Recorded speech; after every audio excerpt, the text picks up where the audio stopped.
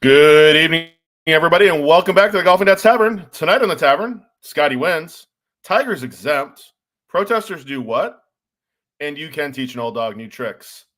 Let's get it.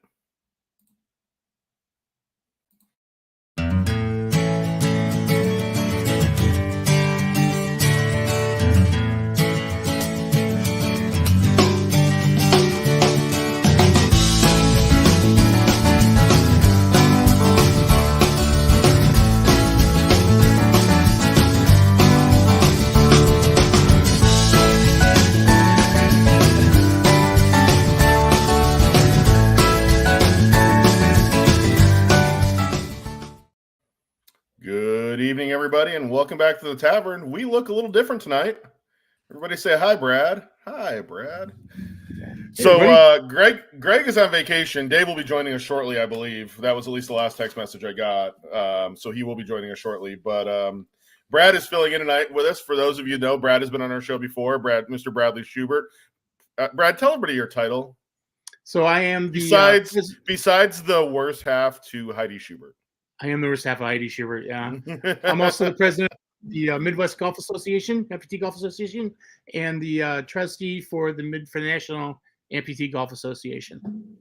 Awesome. Well, Brad, thank you for joining us tonight. Super appreciate it. We're in for a good show, but Brad, how was your weekend? Doing well. It's finally getting ready to play some golf here, and this weekend actually I've got the Chicago District Golf Association's inaugural Adaptive Open coming up this weekend. There'll be about 60 adaptive players playing in an event here at Cog Hill number 3, and we'll be playing for a purse this time around. So actually, winners in each sports class will be awarded actually prize money this weekend. I know our buddy Mr. Benza. It is his member guest week. I know that because he and I were texting over the weekend. Our friend Chad finished 3rd this past week at a charity event. Yeah, he couldn't drop a putt. Yeah, no, shame they won't be there. Yeah, weekend here was pretty lazy. Didn't really do much this weekend, and we got a lot of rain this weekend, so just kind of hung out around the house, had some family time. It was nice. Let's jump into first round. We got a lot to talk about because there was a lot that went on this weekend. So let's jump into first round here.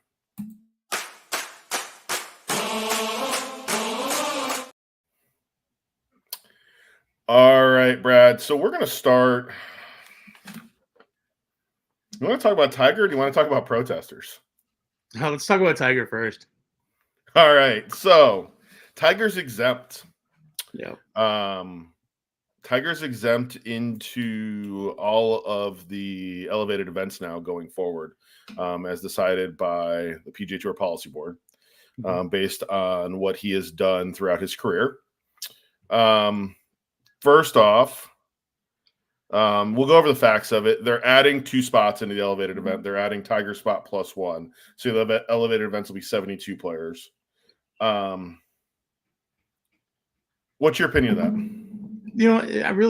The fact that they added the extra player in there besides Tiger, I would have been remiss if I thought they're just doing this just to add Tiger. But the fact that they're adding another spot in there kind of levels it out for me. And again, putting Tiger in is, especially on these events, is trying to get cheeks and seats, and then really that's really what it comes down to. I think some of these events that Tiger's only going to play in the elevated events, or he's just going to play in the majors.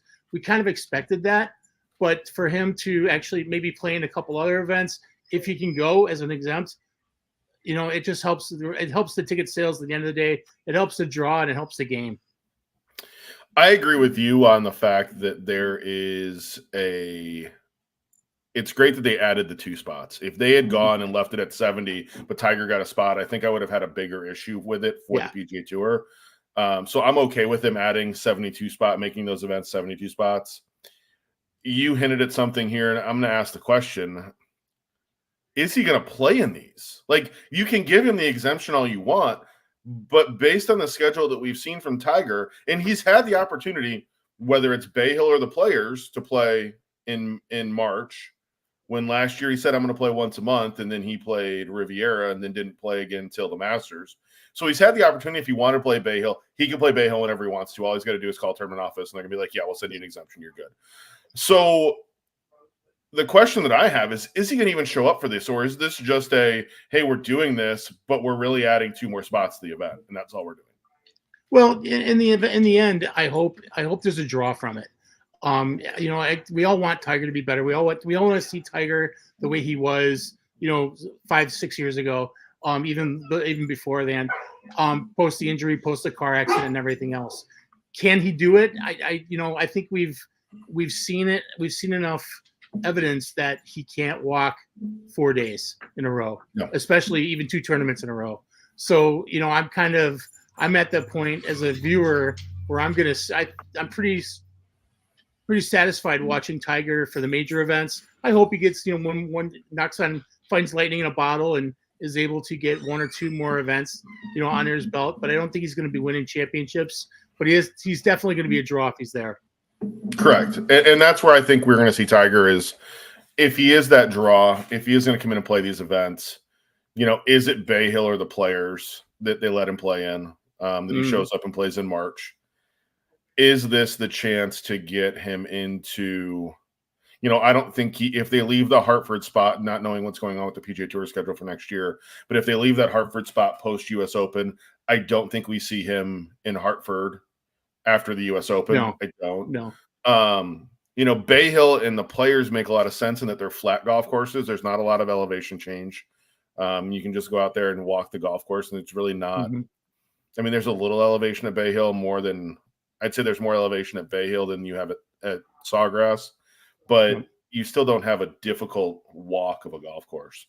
The other part of the conversation, the other part of that question that we can probably talk about later and to see if the PGA what he wants to talk about this is the Casey Martin rule. I mean, do we want to? I mean, they made the exception way back when for Casey Martin with the cart. Even with before he lost his leg.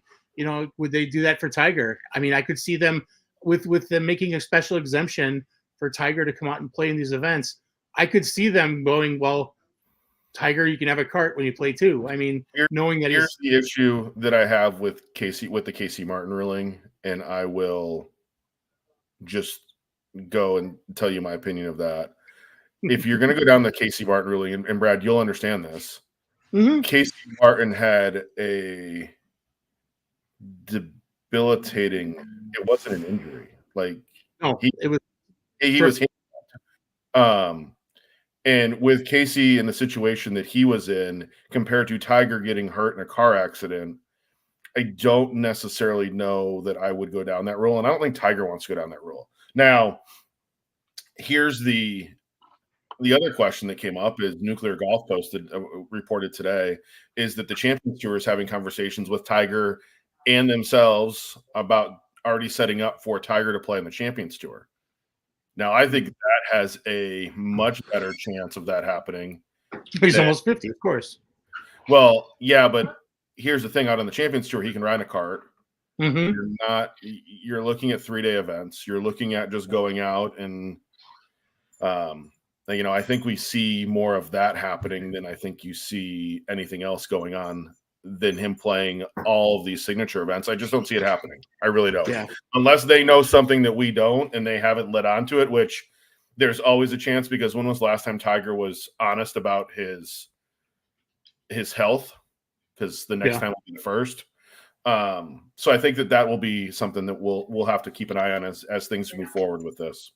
Yeah, I can see, and I can see once he hits 50, him playing, senior tour events as well as the majors, at least as while he's exempt. I see. Once he's done with the exemption, he's probably done though. I think that we talked this last week. I think you see Tiger play through 2027 in the majors. That's the next time we'll be at Pebble and St. Andrews. And I think that's where he steps away from playing the 4 majors on the PGA Tour. I think that makes a lot of sense. Could you imagine that getting him waving goodbye on the Silicon Bridge? I think he wants that, and I think he deserves that for what he's done for the game. So I think that's actually probably the best idea. So that's what I think we're going to get. I don't think we get anything beyond that, though. But I do think him riding in a cart playing the Champions Tour, I think is more of an option. And I actually think he's going to do well for the Champions Tour in that here's a guy who, with everything that he brought to the PGA Tour, and he's really the guy that transcended the sport and did a ton in the sport, is the needle mover. He's the needle. He's not the mover. He's the needle. Correct.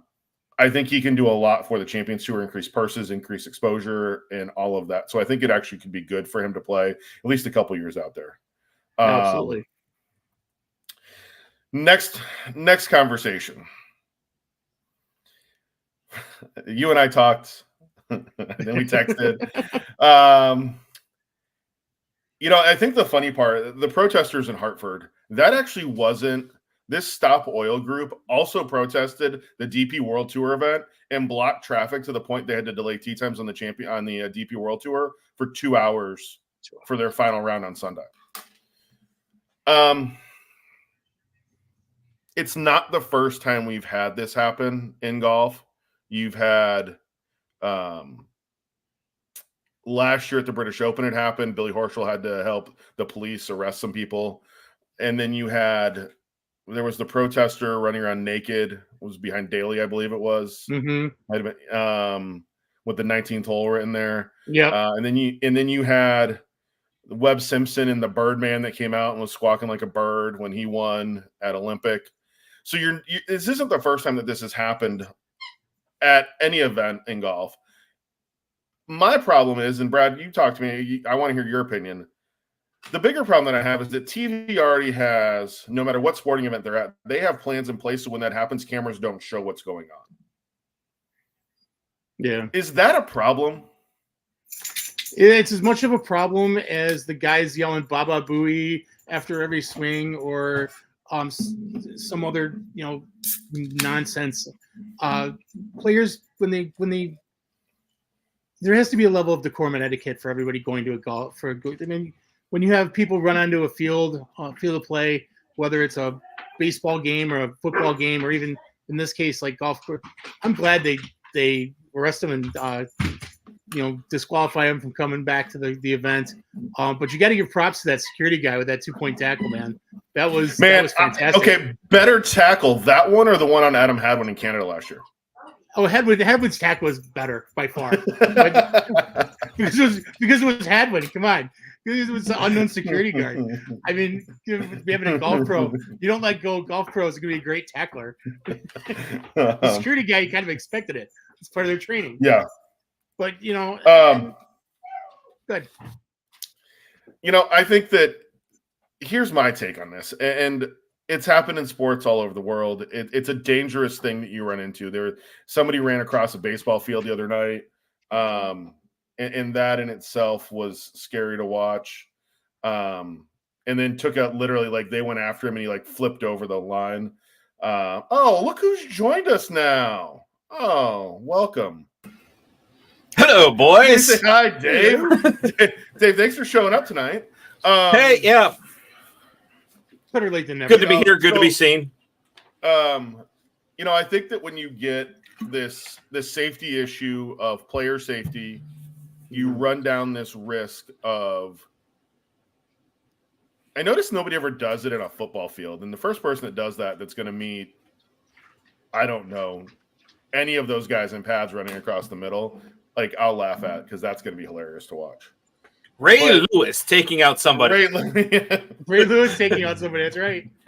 On a football field, but that's a different story. I was going to say something. Thank you, Dave. And the other part of that too is, Steve, is baseball and football do a really good job of panning the camera to the other players on the bench or someone else away from the person on the field doing the antics. So the only people that are really seeing it are the people watching TV, or not the people watching TV, but the people there at the event.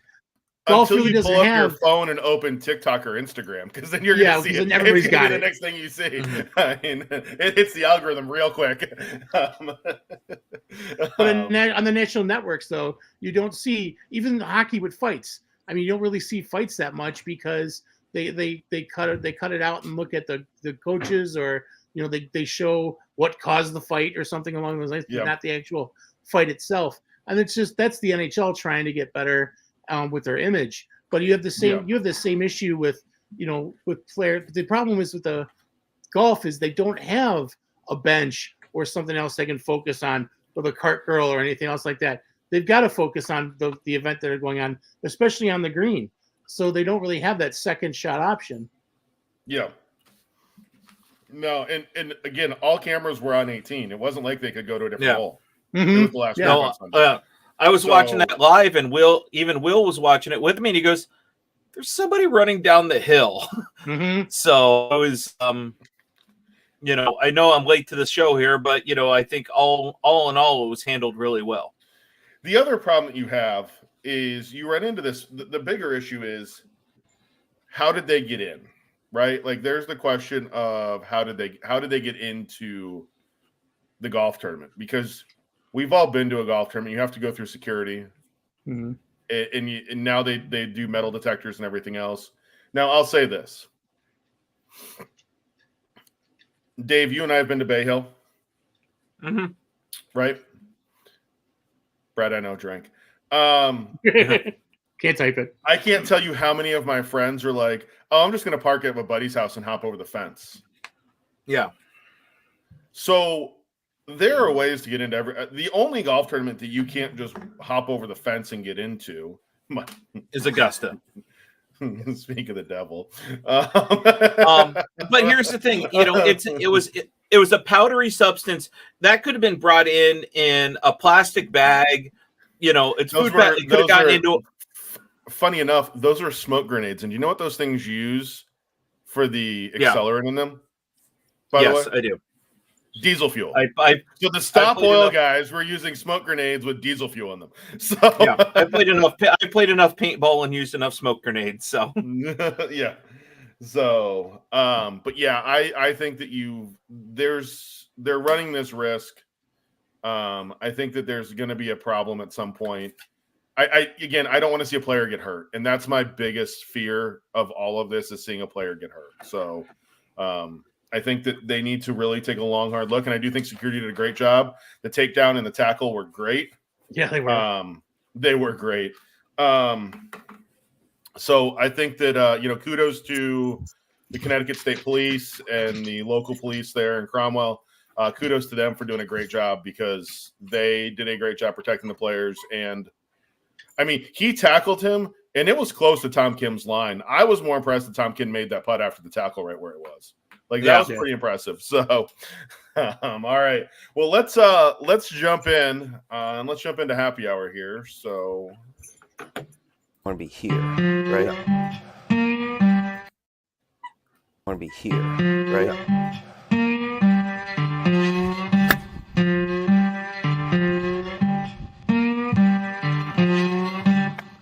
Okay. All right, so we're going to jump right into happy hour, and we've got a really fun group of people as we get older. I'm the oldest in this group, but as we've gotten older, you got to find new ways to play good golf, and these guys have figured it out as you get older. So, point of parliamentary procedure. Yes. Did I ever play good golf? No. Okay. No, but you know what you do well though? Putt? No.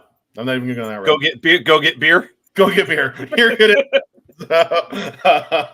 You're the bestest. You have a role. You have a role. Know your role. So let's get Wes and Tom into the show first off. Hey, Wes.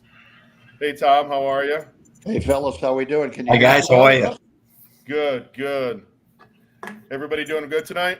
Yeah, we're having a great day. Got to play today, so that was good. Where'd you play today? Anywhere fun? No, I went up to the Bally's at Ferry Point here in New York. It's absolutely terrific, by the way. It's the first time I'd been out there. Took a couple of pals with me, and we had a wonderful day. A very linksy course right on the Long Island Sound. Nice. And, I live in Manhattan, and it was 35 minutes door to door. Not bad. Not bad. Have you played just north of there in Connecticut? Have you played Great River? I have. I played that years ago. Right after it opened, I was up for a wedding up there, and that was actually the wedding was at Great River, and we had the morning of the wedding we played the golf course, and that place was unbelievable. Yeah, it is. It's a little tricked up, don't you think? A little bit. I thought when it opened, especially, it was a little tricked up, but we played it in the rain, and it was the rough was 4 inches thick in the rain, and you didn't want any part of hitting it off the fairway on that golf course. That's all you want. If it's raining and it's that rough up there on that river for you, it's no. So let's jump right in. You guys are with Grey Dog Golf, and Tom, you and I met. We were literally, I think we just wrapped up our show or just getting ready to start our show at the PGA Merchandise Show. And you stopped by and we had this conversation. I got this great hat from you. Thank you for that. But let's start. So what is Grey Dog Golf? So I guess, the simple answer is what we like to call ourselves, and that's the largest repository of data and research on the senior golfing experience. Now, a more interesting answer is how we got there. Like 15 years or so ago, Wes and I were commiserating about the deteriorating state of our games, and just miserable, wondering what was the story, and we're not hitting it as far as we used to.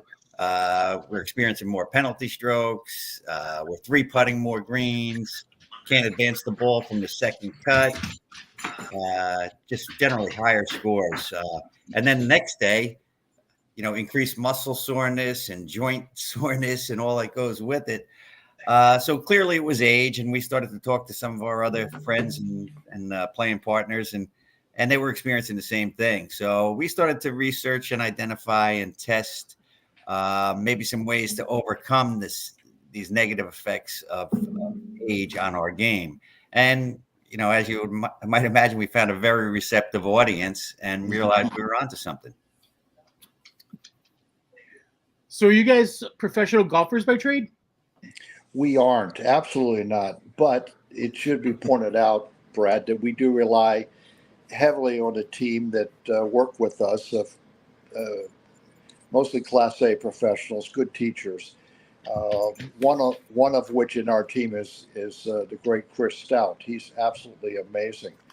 But we stress in our content and when we talk to people, we stress that we aren't professionals, and what makes us interesting, and perhaps even may lend some credibility to it, is we don't try to be professionals. We tell you what we've learned from them. We're not swing coaches, we're frustrated aging golfers. We played well when we were younger, right? Like most of this audience, I think. We want to find a way where we can easily employ techniques and strategies, particularly, and ways of looking at the golf course in unique ways. We have a thing that we call play smarter, better, for longer. It's a copyrighted phrase. And what do we mean by that? It's not hard. Just know what you can do, know what you can't do. It's a rigorous honesty about the game, where we are. We encourage folks to, before you go out, and like me, before you go out, and Stevie, before you go out and try to buy a game with new shafts, new club heads, the newest thing on the market. And man, I'm as guilty, Brad, as anybody at this, right? Mm-hmm. More. I'm low. Oh, we lost Wes. Where'd he go? That extra.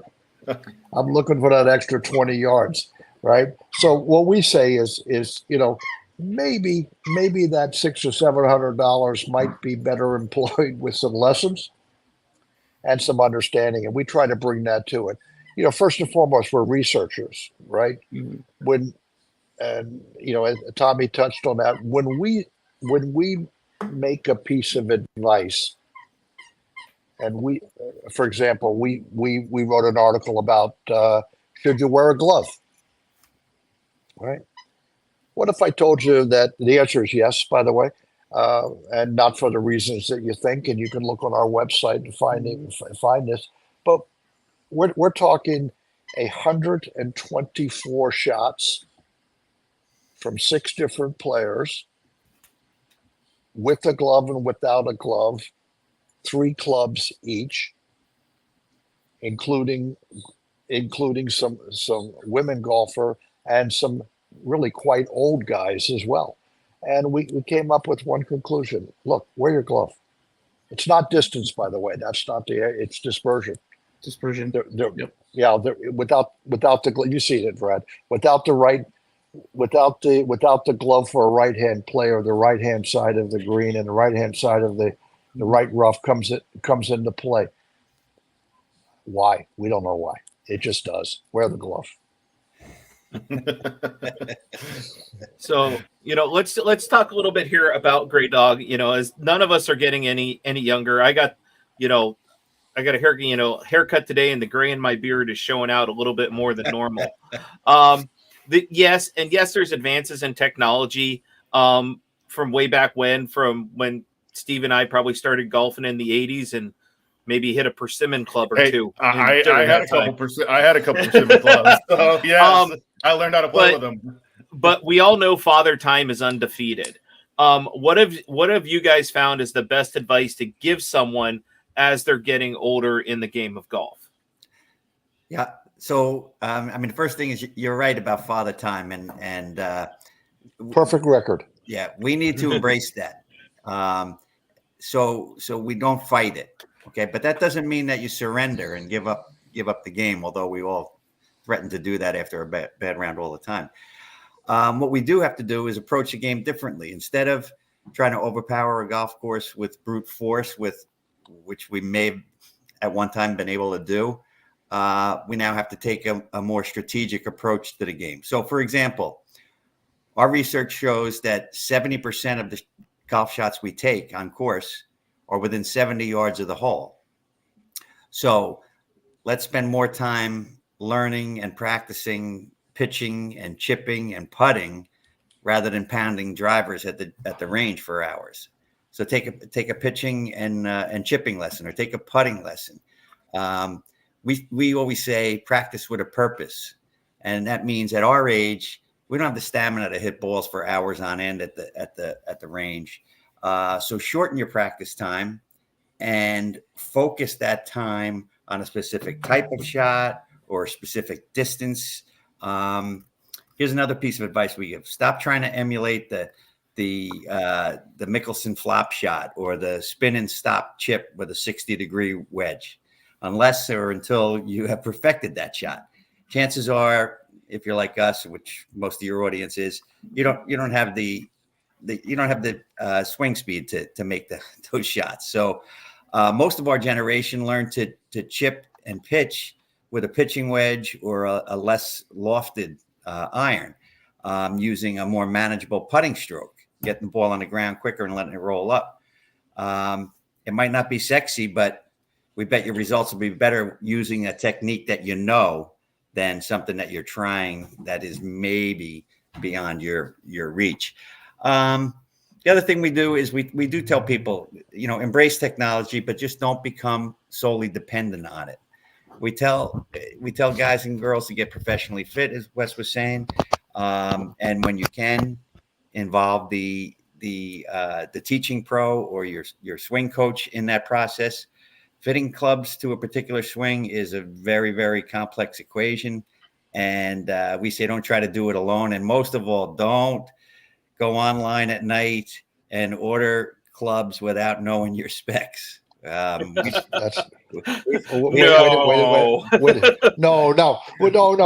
not me.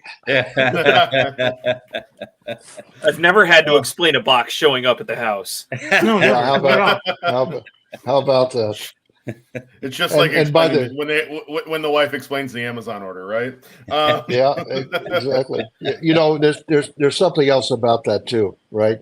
The one thing that we see so frequently with senior players and aging players, the perfect club is not in your partner's bag.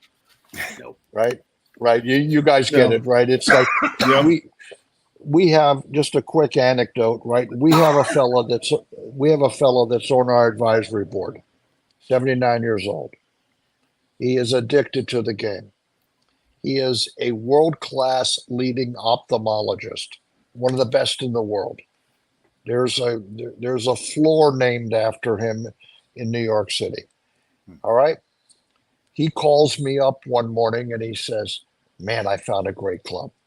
And I said, "Really? What was that, Doc?" He got, I got a Heavenwood. And I'm already going, I said, why'd you do this? He says, "Oh, I was playing with my partner. He has one. And I hit it great.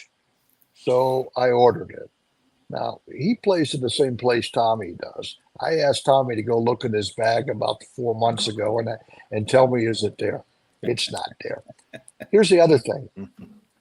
Our good friend, the Doc, is 5'6" if I gave him my wife's stilettos. Okay.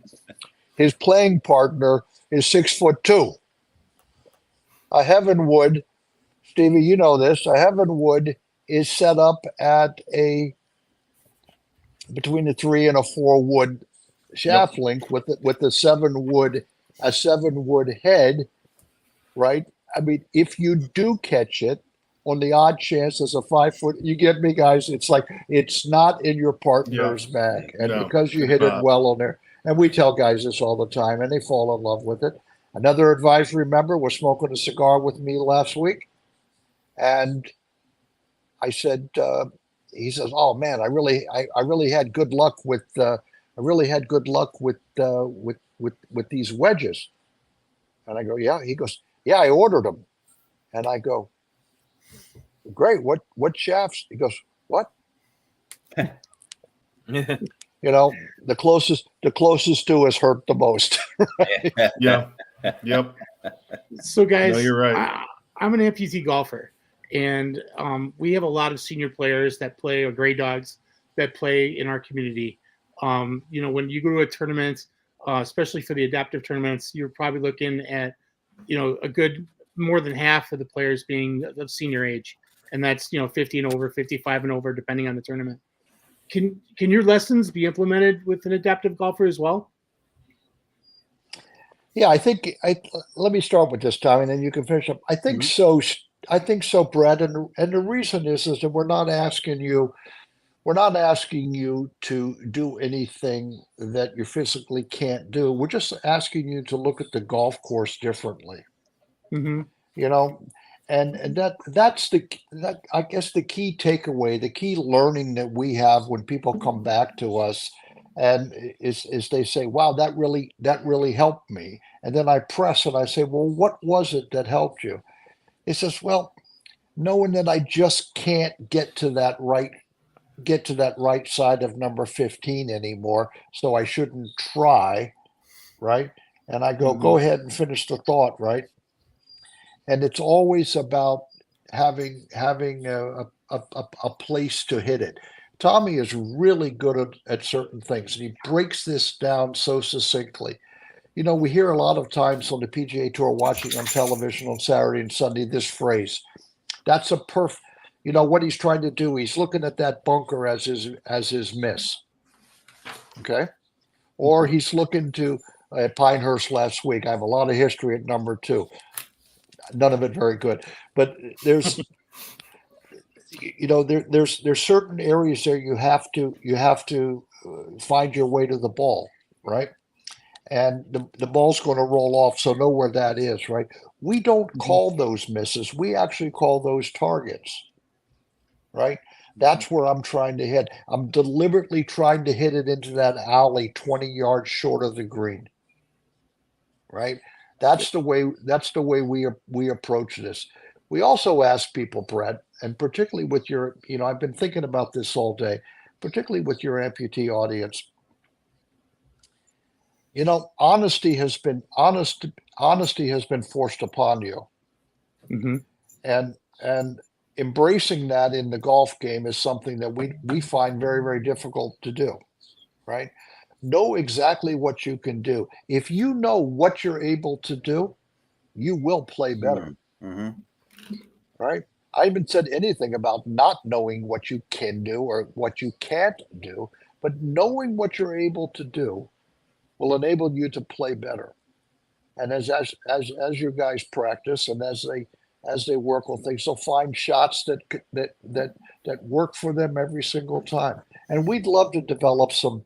We'd love to work with you, Brad, and see if we can put our research, to the test here and see, find some ways to make this audience enjoy the participation more. Yeah. Absolutely. Yep. All right, guys. On your website, you've got some pretty cool trademark phrases, and I want to get into a couple of these. And the first one that I like, we talked about this yesterday, is ego memory. So can you talk about ego memory and what that is? Go ahead, Tommy. No, you take it. All right. Ego memory is this. You remember when we were young athletes, right? And you hear these, like we developed something called muscle memory, right? And that's like, it's like in football or in baseball or in basketball. You learn the things that happen. Ego memory is the most damaging of things to a golfer. And Steve, you and I we were all talking about this yesterday. Ego memory is this: that perfect 7-iron from 156 yards, slightly uphill into a breeze with a mist coming down in a match, and you caught it perfectly. It landed a foot past the hole, stopped, and rolled back to within an inch. That's ego memory, because you go out now every time from 150 yards and think you're hitting that 7-iron uphill 150 yards. Now, it sounds like how Dave plays. That sounds like how Dave plays, by the way. Yeah, but I've never purposely spun a ball backwards. Byron Nelson actually talked about that, Dave. He couldn't understand why guys with a modern tour player were trying to put backspin on the ball. He goes, does that make it more difficult? Shouldn't you just hit it to a distance and hope it stays there? My best friend is a tree 15 yards into the woods that kicks the ball back out onto the fairway. There you go. So that's what ego memory is, right? You got to get rid of that. You have to get rid of it. It's not reality. And when we talk about it, guys laugh and they chuckle, and every single one of them actually, if they're honest, will raise their hand and say, guilty. That's me. Yeah. We do that. Yep. The next one I want to ask, and I kind of teased our show coming into it, is teaching old dogs new tricks. Yeah, so, I'll take that one. Tom, tell me about that one. Yeah. So, originally when we were first setting up this company just a little over a year ago now, and Wes wanted to call it Old Goat Golf. And I thought, I don't know about that. We are old goats, but we had to try to put a little bit more positive spin on it. So at my pushing and also at Wes's wife's pushing, we said, dogs are more lovable than goats. We are old dogs. And then we could play on the phrase teaching old dogs new tricks. So we came up with Gray Dog Golf. And that logo you see behind me bears that out. So the idea is, rather than play the same way that we've been playing throughout our youth, let's try to think of a more strategic, trickier way to better scores, because the old way isn't working anymore. So, and all of our research really is based in allowing us to show people how to play better, play smarter, and play for longer. So, old dogs, new tricks. I love that. One of the things with being a leader in the adaptive community is keeping the senior players going. And a lot of golfers get to that age where I just can't hit it as good as I once was, or they tend to give up. They don't want to play anymore. I hate when that happens, because I feel like as a leader in the adaptive community, I've failed our senior players. How do you teach them to love the game again? Yep. So yeah, I mean, look, none of us are as good as we were if we keep trying to play the same way as I just said, because That's right. we're physically not capable anymore. Yeah. So we can help ourselves by staying in better shape. By stretching before and after, but we still have to recognize that we can't overpower the golf course anymore. Our focus needs to be on scoring, and that's really, the one measure that we all go by is scoring, and a guy who's scoring better is a happier golfer and wants to play more. So we ask people if we can help you to have a putt for par on every hole. What would That's your right. resulting score be for 18 holes? And now we don't say anything about greens and regulation. We don't say anything about super long drives. The greens and regulation, that's a TV stat. That's for tour players. That's not for us.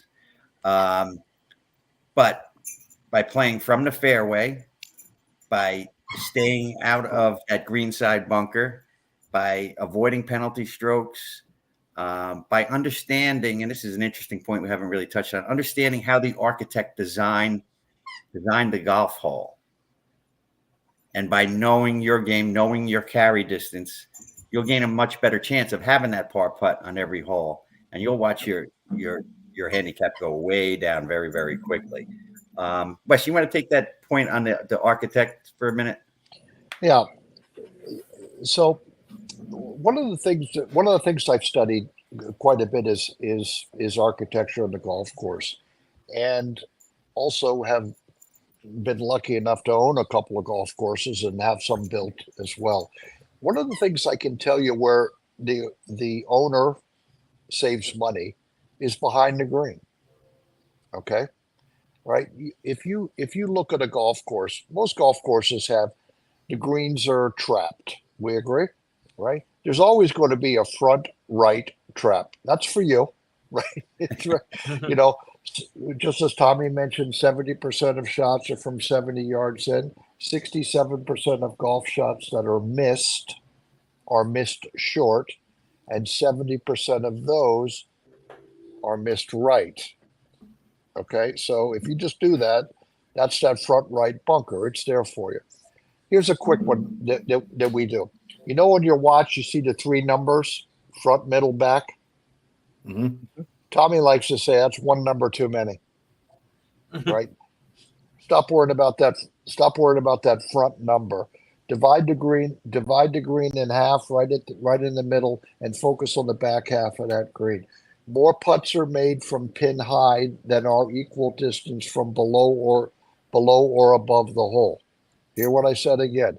More putts are made from pin high by a long shot than are made from the same distance below or above the hole. Why wouldn't you want to try to be pin high all the time, right? Yeah. That's it. Tour players, stop worrying about what they do, right? No. That's the first thing that we tell people. The architecture of a golf course is fascinating to me. There's and people will write in right now and tell me that here at their course number 6 is out of bounds past it. Okay, it's good. Out of bounds is after the green. Don't go there. Okay. What we tell people is this: for the most part, the runoff at the back of the green is where the walk off at the back of the green is, and it's trampled down. It's like that. The mowers get there, and it's fine. I'd much rather be there, chipping back into the green, than I would from that front right-hand bunker, where I've got a 25 or 30-yard bunker shot. It's much easier to play it that way. Final point on architecture, interestingly enough, is that we tell guys where to tee it up on what side of the tee. Steve, you're a competitive player. We're a good one, by the way. We know that if we're trying to hit a fade into a dog leg, right? It's best to go to the far right side of the tee box. A lot of people don't understand this stuff. No, So we bring these things into focus. If you're on a par 3 and you've got, and as we always tell you, club up one, club up one. If you club up one, as a senior player, what we find is a smoother swing and less turn on the ball, right? So guys that are used to getting a cut into the green, or that's a gentle word for slice, by the way, but if you right, we have research to say that if you're hitting a 7-iron at hard and it's cutting to the right, I can promise you if you do a 3/4 or 70-80% 6-iron, it's going to be a lot straighter. They're astonished when they try these things. Yep. Nice. Yep. All right, guys. We're gonna wrap it up. You guys have a ton of content on your website. I dove through it last night. A ton of great information for people to find out for themselves just how to play better golf. And I'm going to say this: I don't think you have to be, and I'm closer to being a gray dog than these other two knuckleheads are that are on here with me tonight. I think everybody Just old and cranky. Well, yeah, you are that. I think everybody can benefit from it. So where can people find you if they want to find out some more information about Gray Dog Golf? So you mentioned our website. It's www.greydoggolf.com, GREY, greydoggolf.com. We also have very active accounts on Instagram, Twitter, Facebook, LinkedIn, and YouTube. You can find us there. You can always write to me at tom@greydoggolf.com or wes@greydoggolf.com. One thing that we have started to do, and we'd like to do more of it, is take our content to live audiences. We've done a couple at golf clubs in Florida and New Jersey and in New York so far, including indoor facilities. They're really fun. They're really productive for us. The interaction with a live audience almost always yields new topics for research that we then go back and look into. So we're always happy to get that firsthand feedback. So, well, listen, I don't want to come to New Jersey because that's way too close to Yankee Stadium for a Red Sox fan. But I will next time you're in Florida. Let me know. You had to go there, Tommy. See, this is what Greg is. Greg would love you guys tonight. He really would. Yeah, Greg's a diehard Yankee fan, so and a Giants fan. Yeah, and he's from New Jersey. So, okay. But if next time you guys are down in Florida, let me know. Would definitely love to come out and see your show, and hang out. So, and maybe we can even hit the little white ball around and chase it around for a little bit. So that'd be fun. Yeah. I have one final thought. Right, Gray dogs aren't just guys, right? Mhm. We have a avid following of gray dog. We call them gray dog ladies, right? The gray dog girls, right? They love us. And here's the one thing that's absolutely fascinating: when we do our shows, our seminars, right? You know where I'm going, fellas. Who's the one taking the notes, asking questions, writing things down? It's not us. It's not me. It isn't the fellas. It's the lady. They are absolutely in tune with it. We have one woman that just won her second club championship here in New Jersey at a great club in Spring Lake that employs this stuff all the time and sends us content and absolutely gets into it. Yeah. So there you go. Okay. Well, guys, thank you for joining us tonight. We appreciate it, and we will definitely see y'all soon. check you guys out. And See you soon. Thanks, fellas. Dave, you can benefit from a lot of their stuff, so you might want to check out their website. Just I can benefit from a lot of things. Yeah. One quick thing before we go. You guys were talking about the protesters and people running on the field of play, and you were talking about football. So just to show you that I am a gray dog, I think it was in the early 70s during a Baltimore Colts game. Somebody ran on the field, and Mike Curtis clotheslined this guy right in the middle of the field, and it was a beautiful hit. It was really something to behold. So, and that needs to happen today. So Yeah. we'll just leave it at that. guys, thank you again for your time. We really appreciate the opportunity. Thank Cheers, you. All right, guys. fellas. Thanks, guys. Great work, fellas. Love you. Keep up the great work. Thank you. Awesome. That was a lot of fun. So Yeah. That was, we can all Because can all we get are better. old and gray. or at least getting there. Hayden, Hayden, there's another story behind that match may not happen this upcoming year, but that's a different story. Yeah, there's another story. Yeah, Hayden, we might have to get you to fill in again. So we'll work on that. So, all right, let's jump into it's Smack time. Let's do Smack of the Week. It's Smack of the Week. Where is somewhere? Oh, there it is.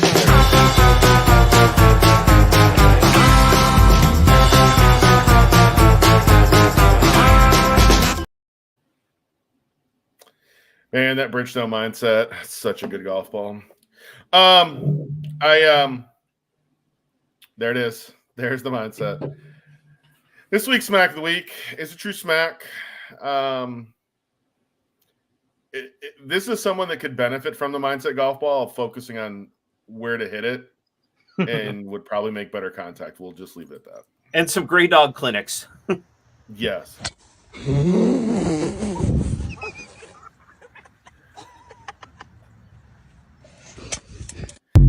Here's the thing. Why do you snap your shaft? Right. Why did he snap the club? There was no need to snap the club there. There was no need to snap the club there. Guys, you're missing the bigger point there. He made solid contact with that tee box. He did make solid contact with the tee marker. It's a Bunyan-esque size ball. If he missed that one too, then we had more problems. You are correct. All right, let's go to last call.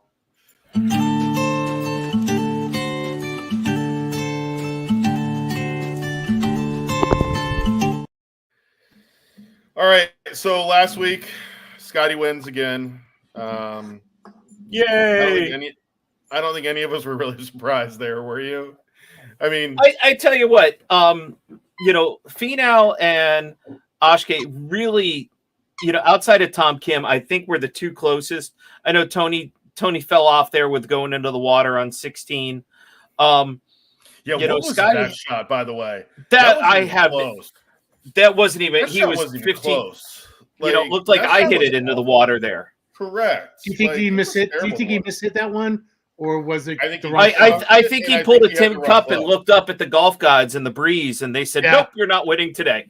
Well, I mean, if he had watched it all Cantley in front of him hit the shot over the back of the green, I can kind of understand that shot. But his Cantley shot was just as bad because he smoked it over the back of the green. But I don't. That shot that Tony hit on 16 was terrible.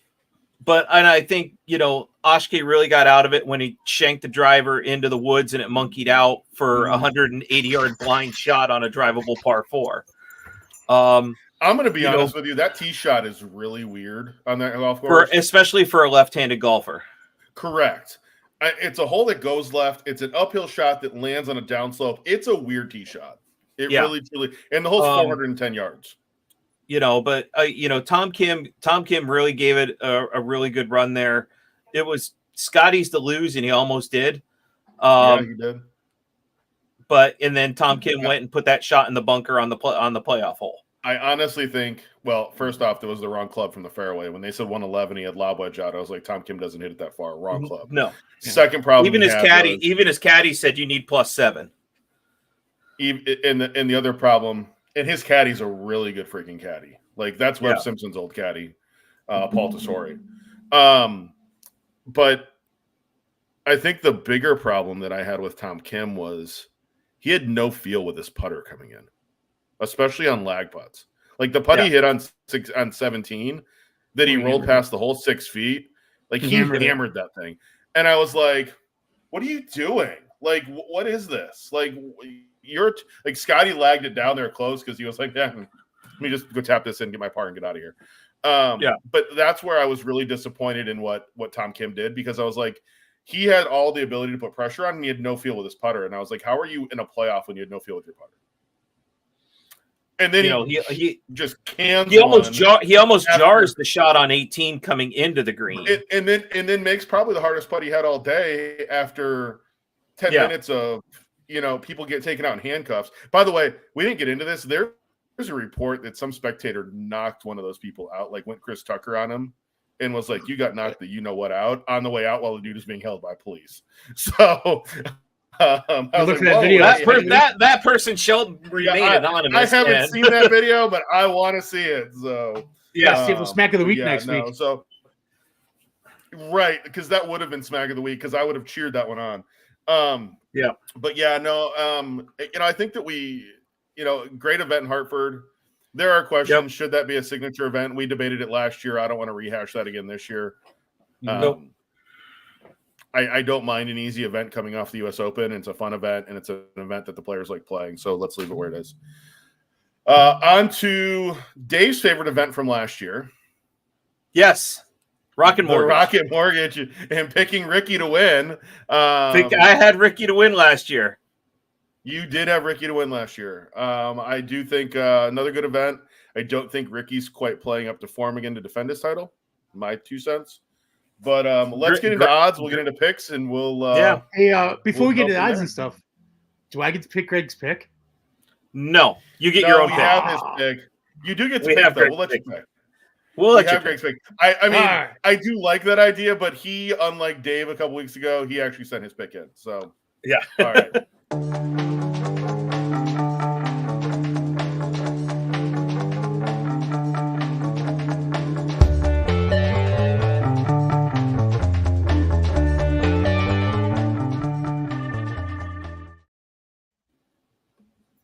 So All right, Dave, who's Rocket your favorite this Mortgage. week? Tom Kim at 12-1. Shocker, shocker.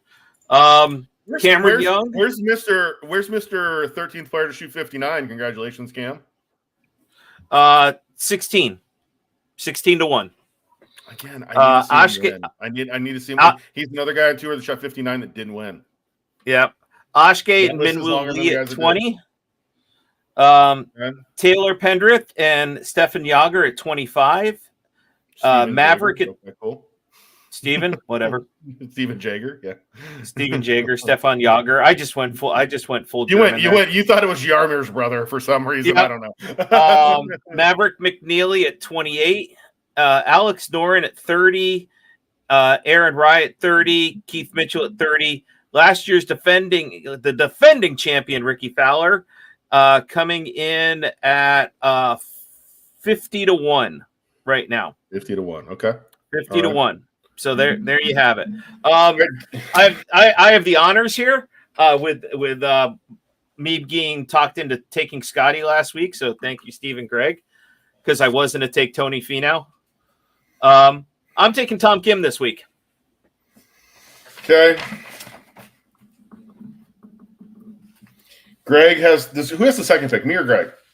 I think Greg. Where did Xander and Ludwig finish last week? They finish. I think Xander finished above Lou. I think it's Greg's pick here. Give me 1 second. I had Xander. He had Ludwig, didn't he? Yeah. I think Xander finished above Ludwig. I'm not taking his player anyway. Xander finished tied for 13th. So, which was higher than I can find Ludwig right now. He was somewhere in there. Well, it's not going to matter. He's taking who was second on his list? Oh, he had a top. He got 10 points. Where did he go? I put the points in. I don't know. He's taking Ricky. Greg's taking Ricky this week. Yeah, he is.